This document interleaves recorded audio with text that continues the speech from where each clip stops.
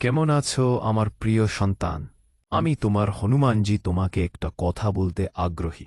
আমার সন্তান, খুব অন্ধকার রাতের পর কারো জীবনে শান্তি আসছে। শান্তি আসছে যা সে অনেক দিন ধরে চেয়েছিল। কারো জীবনে পরিবর্তন আসতে চলেছে। আমি স্পষ্ট দেখতে পাচ্ছি যে এটা অনেক দিন পর ঘটতে চলেছে। হে ভগবান, এতদিন পর এটা ঘটছে। তোমার জীবনে এমন কিছু ঘটতে চলেছে যা অপ্রত্যাশিত, যা তুমি সম্ভবত মেনেও নিতে পারোনি যে তোমার জীবনে এখন এমন কিছু ঘটতে পারে।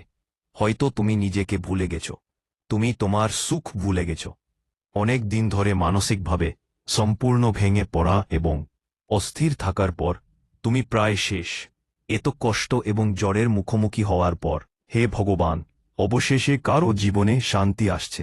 এক অসাধারণ শান্তি, যা অপ্রত্যাশিত, যা তুমি কখনো ভাবিওনি, যা তুমি স্বপ্নেও ভাবতে পারোনি। তুমি যে জ্বরের মুখোমুখি হওয়াচ্ছ তা তোমার জীবনে প্রতিটি ক্ষেত্রে উন্নত করবে। তোমাকে প্রতিটি পরিস্থিতির চেয়ে ভালো করে তুলবে। তুমি সেই শান্তি পাবে। তুমি সেই জিনিসগুলো পাবে যা তুমি সম্ভবত তোমার জীবনে চেয়েছিলে।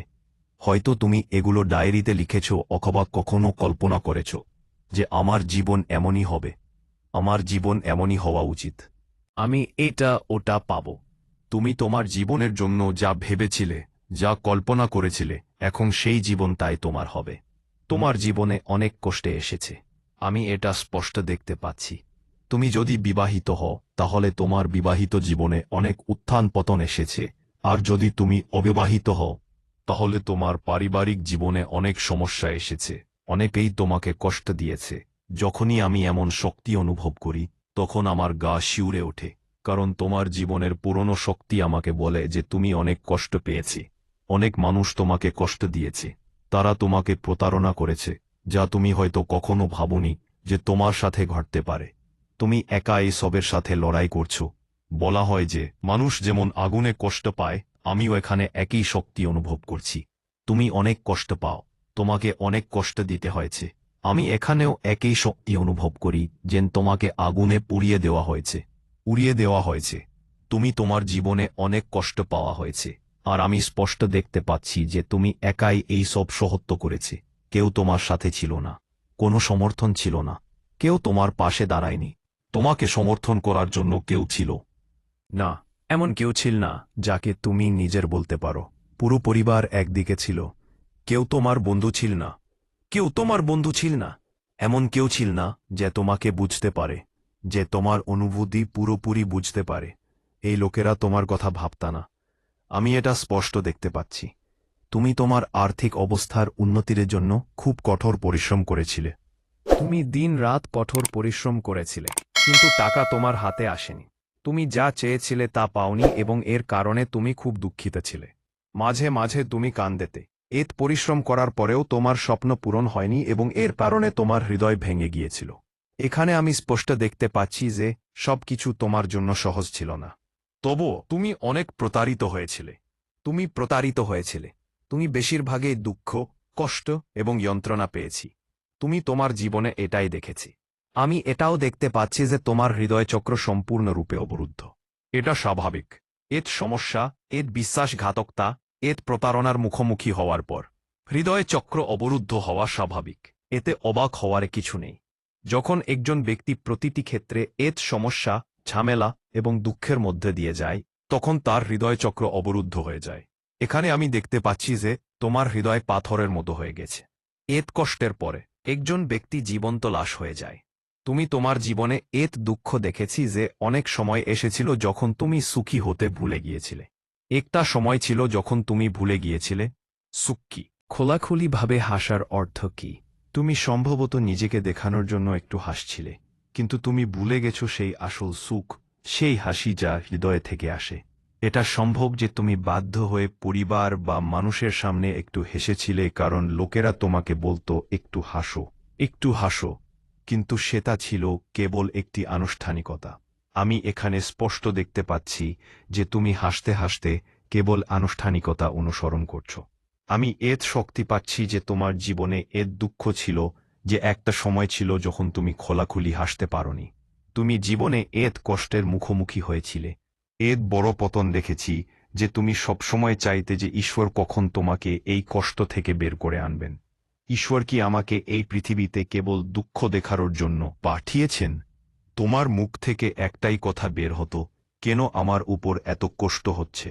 তুমি বলতে যে আমারও ভালো জীবনযাপন করার অধিকার আছে, সুখী জীবনযাপন করার জন্য। মনে হচ্ছিল যেন তোমার ধৈর্য ফুরিয়ে গেছে। তুমি বলেছিলে যে এর চেয়ে ধৈর্য আমার আর নেই, আর কতক্ষণ অপেক্ষা করব। তুমি আমার কাছ থেকে সবকিছু কেড়ে নিয়েছে, আমার মর্যাদা, আমার সম্মান, আমার গর্ব, আমার সুখ, আমার জীবনে যা কিছু চেয়েছিলাম তুমি সব কেড়ে নিয়েছে। আমার ভাগে কেবল দুঃখ। তুমি বলেছিলে আমি আর কি সহ্য করব। ঈশ্বর, তুমি আমার কাছ থেকে সবকিছু কেড়ে নিয়েছে। আমার জীবন কেবল দুঃখে ভরে গেছে। আমার প্রতিটি অংশ শূন্য হয়ে গেছে। আমি সম্পূর্ণ ভেঙে পড়েছি। আমি ভেঙে পড়েছি। এখন আমি আর সহ্য করতে পারছি না। যার জন্য এই লেখাটি লেখা, সে অনেক মানসিক কষ্টের মধ্যে দিয়ে গেছে। তাকে এত মানসিক যন্ত্রণা সহ্য করতে হয়েছে যে বছরের পর বছর কেটে গেছে। কিন্তু তুমি শান্তিতে ঘুমাতে পারোনি। সেই শান্তিপূর্ণ আর আরামদায়ক ঘুম, মানুষ যে শান্তিপূর্ণ ঘুমে নিয়ে যায়, সেই শান্তিপূর্ণ ঘুম সম্ভবত তোমার শৈশবে শেষবারের মতো ছিল। এরপর তোমার জীবনে এত উত্থান পতন, এত সমস্যা ছিল যে তুমি শান্তিতে ঘুমাতে ভুলে গেছ। তুমি কাঁদতে থাকো, চিন্তিত হতে থাকো, তোমার পরিস্থিতি নিয়ে ভাবতে থাকো, কাঁদতে থাকো এবং ঈশ্বরের কাছে অনুনয় করতে থাকো যে আমি কখন সুখ পাব, কখন। কিন্তু এখন অভিনন্দন, এখন তোমার সময়, তোমার ইচ্ছা এখন পূর্ণ হতে চলেছে। দিব্য তোমার হৃদয় চক্রকে সুস্থ করতে এসেছে। এখন সে তোমার প্রতিটি অংশ সুখে ভরে দেবে। যে অংশে তুমি অনেক অসহ্য যন্ত্রণা, যে চাপের মুখোমুখি হয়েছিলে, যে সমস্ত সমস্যার কারণে তুমি ভেঙে পড়েছিলে, তবুও তুমি দৃঢ়ভাবে দাঁড়িয়েছিলে। এখন তোমার সংগ্রাম শেষ। দিব্য তোমার সংগ্রাম শেষ করছে। এখন তুমি সেই শান্তিপূর্ণ ঘুম পাবে যা তুমি বছরের পর বছর ধরে পাওনি। দিব্য নিজেই তোমার জীবনের সমস্ত সমস্যার অবসান ঘটাতে এসেছে। খুব সুন্দর একটি শক্তি আসছে।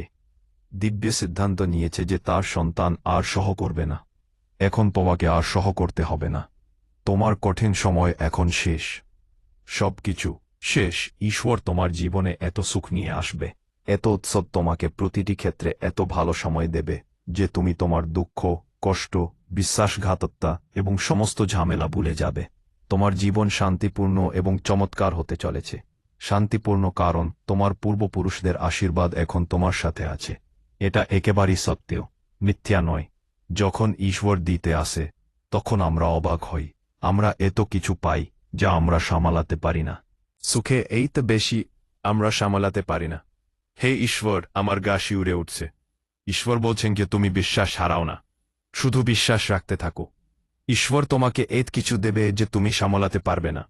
তুমি এত কিছু পাবে যে তুমি সুখে আনন্দিত হবে।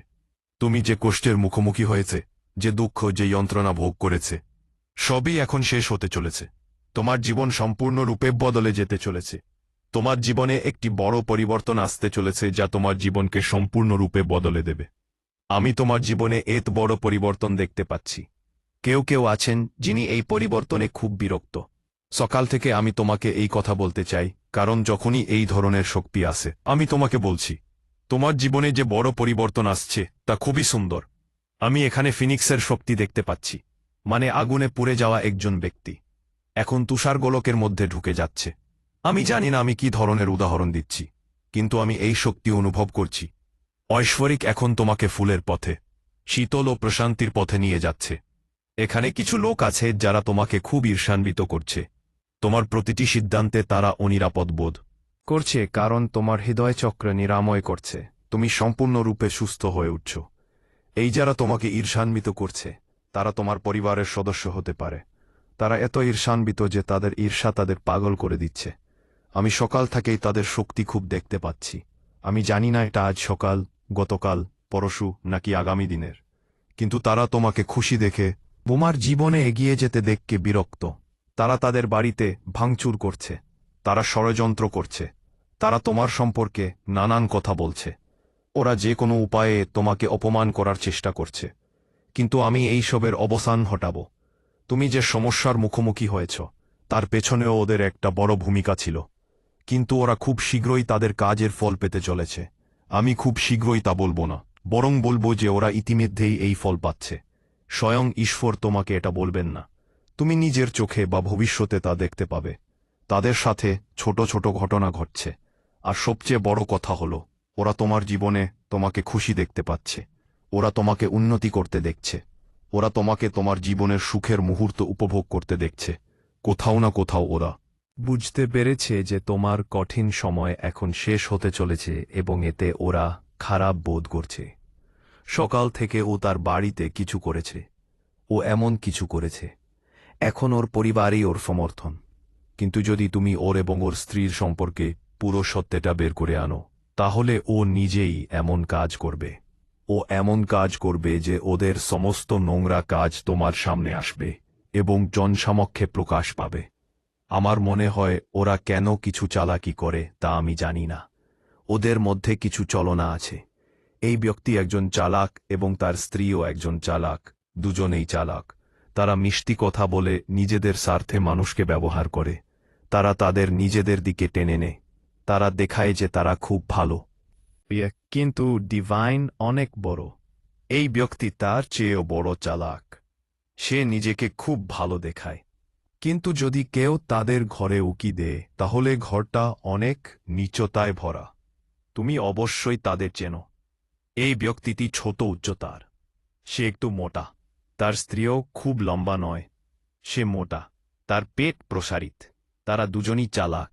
তারা অন্য কিছু দেখায়, কিন্তু তাদের মনে অন্য কিছু আছে। তারা কেবল মানুষের মুখ টানে, কিন্তু তারা মানুষকে খুশি দেখতে পারে না। তারা মানুষকে এগিয়ে যেতে এবং এগিয়ে যেতে দেখতে পারে না। তারা খুব স্বার্থপর মানুষ। এই লোকেরা অন্যদের সম্পর্কে অনেক খারাপ কথা বলে। তারা চালাকি করে। তারা মানুষের সম্পর্কে বাজে কথা বলে। তারা পরিবার ভাঙতে খুব ভালো, এবং এই লোকেরা আগামী সময়ে সমস্যায় পড়বে, কারণ তাদের সমস্ত পরিকল্পনা এবং ষড়যন্ত্র ব্যর্থ হতে চলেছে। তারা তোমাদের প্রতি খুব ঈর্ষান্বিত। তোমরা দুজনই খুব ঈর্ষান্বিত। বিশেষ করে এই ব্যক্তি তোমার প্রতি খুব ঈর্ষান্বিত। তুমি যা পছন্দ করো তা সে মোটেও পছন্দ করে না। সে সেগুলো প্রত্যাখ্যান করে। সে বলে যে এটা ভালো নয়। হয়তো তুমি তাকে চেনো। এই ব্যক্তি তোমার প্রতি খুব ঈর্ষান্বিত। সে তোমার ব্যাপারে অনিরাপদ। তোমার জন্য তার মনে সবসময় চলনা এবং নোংরামি থাকে। আমি এখানে স্পষ্ট করে বলতে পারি যে তোমার জন্য তার মনে অনেক পাপ আছে। এই ব্যক্তি একজন পাপী। সে বাইরে থেকে অন্য কিছু দেখায়, কিন্তু ভেতর থেকে সে খুব অন্ধকার। তার উদ্দেশ্য অন্ধকার। আর তুমি কোথাও না কোথাও এই জিনিসটা জানো। কিন্তু খুব শীঘ্রই অনেকেই তার সম্পর্কে জানতে পারবে। সে কেবল কূটনৈতিক। সে নিজের সুবিধার জন্য লোকেদের নিশ্চিত করে। সে তোমাকে স্বামীর মতো খুব মিষ্টি বলে তার জালে আটকে দেয়, কিন্তু সে আসল চালাক শিয়াল। তুমি হয়তো মাঝে মাঝে দেখেছ যে তুমি তাকে অভিশাপ দিলে সে খুব রেগে যায়। সে বলে, আমি তোমাকে অভিশাপ দেই, এটা ঘটবে, সেটা ঘটবে। কিন্তু ডিভাইন এখানে তোমাকে বলতে চান যে এই ব্যক্তির অভিশাপ দেখে তোমার মোটেও ভয় পাওয়া উচিত নয়। তোমার মোটেও চিন্তিত হওয়া উচিত নয়, কারণ এই ব্যক্তি তার ভেতরের নোংরামি বের করে আনে, কিন্তু তার মধ্যে চলনা আছে। যার মন ভেতর থেকে পরিষ্কার নয়, যার চিন্তা ভাবনা খুবই নোংরা, তার কোনো অভিশাপই তোমার উপর কাজ করবে না। তোমার জীবনে কোনো প্রভাব ফেলবে না, কারণ তার মনে কোনো পরিষ্কার পরিচ্ছন্নতা নেই। এই সমস্ত জিনিস এই বিপরীতমুখী। যদি তুমি দেখে থাকো যে কেউ তোমাকে বারবার অভিশাপ দিচ্ছে, নোংরা কথা বলছে, তার মন পরিষ্কার নয়। তার মন খুবই নোংরা, পাপী। তার মন অনেক চলনা এবং প্রতারণায় ভরা। তাহলে সেই জিনিসটি সফল হতে পারে না। এটি পাল্টা আঘাত করে। যদি তুমি ইচ্ছাকৃতভাবে কাউকে অভিশাপ দাও, সে এই হোক না কেন, এবং তুমি ঠিকই থাকো, তাহলে সেই জিনিসটি তোমার ক্ষতি করবে না। এটি তাকে পাল্টা আঘাত করবে এবং তার জীবন সম্পূর্ণরূপে ধ্বংস করে দেবে। এই ব্যক্তিও এই ধরনের কাজ করে, কিন্তু সে বুঝতে পারছে না যে এই সমস্ত জিনিস তাকে ধ্বংস করছে। উভয় স্বামী খুব চালাক শিয়াল ধরনের। তাদের আত্মায় একটা দুর্গন্ধ আছে। তারা কেবল দেখায় যে তারা খুব ভালো, তারা খুব মিষ্টি, কিন্তু তাদের ভেতরে অনেক নোংরা। এই জিনিসটি খুব স্পষ্ট। এই লোকদের খুব খারাপ চিন্তাভাবনা আছে। তাদের দুজনেরই তোমার সম্পর্কে খুব খারাপ ধারণা আছে। উভয়ই অনিরাপদ। মূলত তোমার পরিবারের লোকেরা তোমাকে উন্নতি করতে দেখতে পারে না। আমি তোমাকে বড় হতে দেখতে পারছি না। এখানে এটি খুব স্পষ্ট। দেখা যাক ডিভাইন এই সময়ে তোমাকে কি বলতে চায়। তুমি যে সমস্ত কষ্টের মুখোমুখি হয়েছ, এখন তোমার জীবনেও তা বদলে যেতে চলেছে। আমার এটা খুব ভালো লেগেছে। তোমার জীবনের সব কিছু বদলে যেতে চলেছে। দেখা যাক ঈশ্বর তোমাকে আর কি বার্তা দিতে চান। হে ঈশ্বর, এই বার্তা আগেও এসেছিল, কিন্তু আমি বলেছিলাম যে না, আমি ঈশ্বরের এই বার্তা গ্রহণ করব না। আমি এই বার্তা উপেক্ষা করেছিলাম, কিন্তু আবার এসেছিল। হঠাৎ করেই সব কিছু বদলে যাবে। তোমার ভালোর জন্য হঠাৎ করেই সব কিছু বদলে যাবে। তোমার জীবনে কিছু খুব বড় পরিবর্তন আসতে চলেছে। তোমার জীবনে কিছু বড় পরিবর্তন আসতে চলেছে। এটা স্পষ্টতেই আসছে। এটা তোমার ধনী হওয়ার ঋতু। এটা তোমার সময়। তোমার জীবনে অনেক উন্নতি হতে চলেছে। তুমি খুব ভাগ্যবান। মা আদিশক্তি, মা কালরাত্রি, মা ভদ্রকালী তোমার জীবনকে সম্পূর্ণরূপে বদলে দিতে চলেছে। তোমার সুখ থামানোর সাহস কারণে, কারণ এখন পাল্টা আক্রমণ ঘটতে চলেছে। তোমার বিরুদ্ধে যা বলা হয়েছিল, তোমার বিরুদ্ধে যে পরিকল্পনা এবং ষড়যন্ত্র করা হয়েছিল, তার পাল্টা আক্রমণ করা হবে। মা আদিশক্তি তোমার জীবনে অনেক সুখ নিয়ে আসছে। যে কষ্টগুলো চলেছিল, যে অন্ধকার রাত তোমার জীবন শেষ করে দিতে চেয়েছিল, সেই সব কষ্ট এখন শেষ হতে চলেছে। এই জিনিসটা এখানে স্পষ্ট দেখা যাচ্ছে। তুমি ব্যবসার পরিকল্পনা করতে যাচ্ছি। যদি তুমি ব্যবসার পরিকল্পনা করতে যাচ্ছ না, তাহলে ডিভাইন বলছেন যে তুমি ব্যবসায় খুব ভালো লাভ পেতে পারো। যদি তুমি ব্যবসার কথা ভাবছ, তাহলে তুমি খুব ভালো করে ভাবছ। ব্যবসার পর নতুন প্রকল্পের বার্তা এসেছে। এটা সম্ভব যে তুমি একটি নতুন প্রকল্প শুরু করতে চাও। ডিভাইন বলছেন যে তুমি ব্যবসা দিয়ে শুরু করতে পারো। তুমি কিছু ছোট ব্যবসাও করতে পারো, অথবা তোমার জীবনে নতুন কিছু আসতে চলেছে। তোমার জীবনে নতুন কিছু ঘটতে চলেছে। আর্থিকভাবে তুমি খুব শক্তিশালী হতে চলেছে। দীর্ঘদিন ধরে চলমান আর্থিক সমস্যায় একটি বড় পরিবর্তন দেখা যাচ্ছে। ঈশ্বরের শক্তি তোমার ভেতরে অনুরণিত হচ্ছে। ডিভাইন বলছেন যে তোমাকে হাসতে হবে। হে ভগবান, কত মিষ্টি হাসির বার্তা এসেছে। ডিভাইন বলছেন যে তোমাকে এই সময়ে হাসতে হবে। তোমার মুখে একটা সুন্দর হাসি থাকা উচিত। দিব্যে তোমাকে কি বলতে চায়?